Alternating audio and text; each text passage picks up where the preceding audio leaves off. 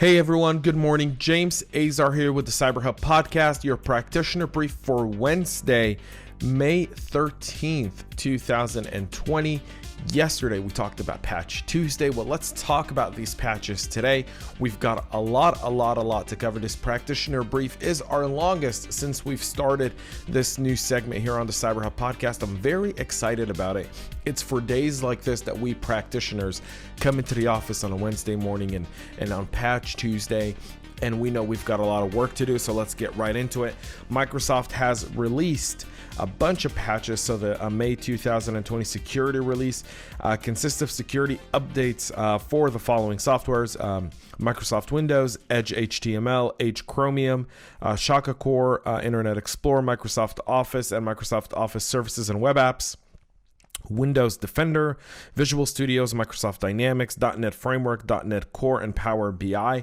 The link can be found for all of these updates, over 100 of them, what are considered critical security updates.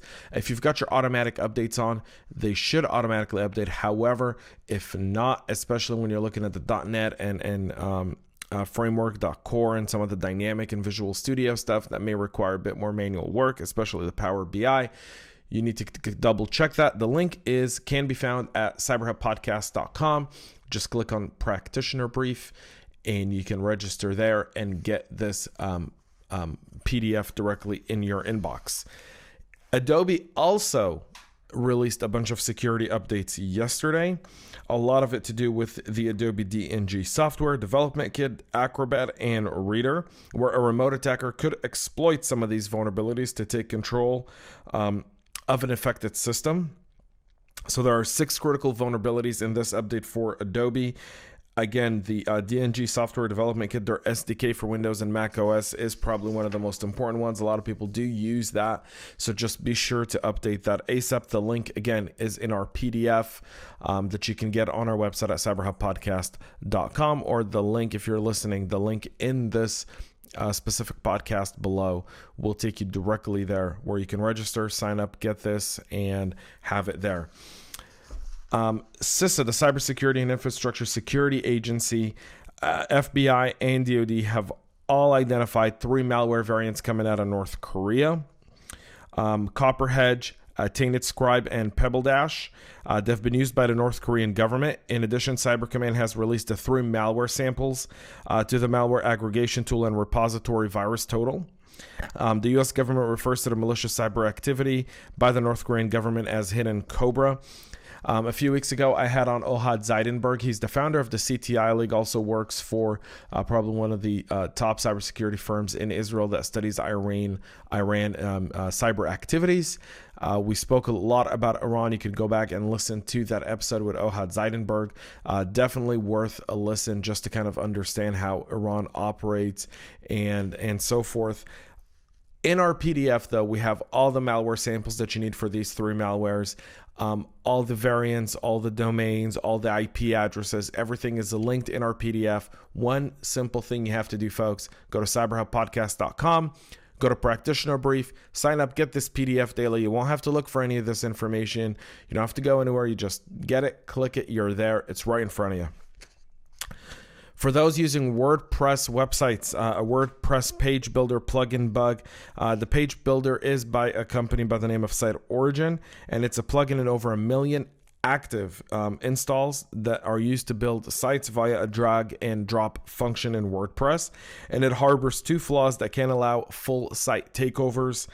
According to researchers at WordPress, both security bugs can lead to a cross-site request forgery and reflected cross-site scripting. It can allow attackers to forge a request on behalf of a site admin and execute malicious code in the administrator's browser.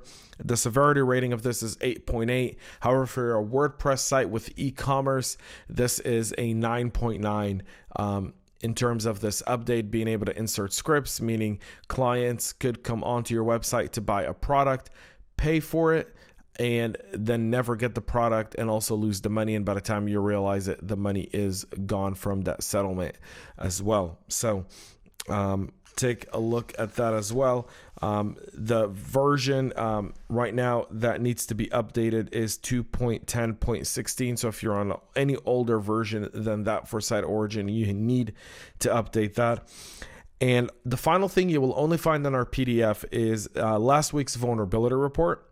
CISA creates a weekly summary of updates that essentially provides you an insight into all the major vulnerabilities that have been announced, some stuff you may have missed, some stuff that doesn't even hit the headlines because it's just not as important, but it really does play a critical role in your organization's infrastructure. Sometimes these things get missed, unfortunately, especially in these times where, we're working remote, we're trying to get back to whatever this new normal may be, folks.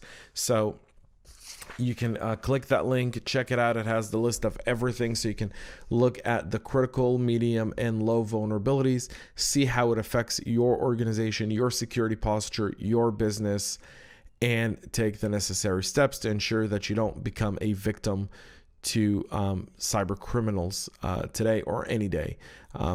Little steps that we take as CISOs, as cybersecurity practitioners in our organizations is what leads to an overall greater posture and greater security.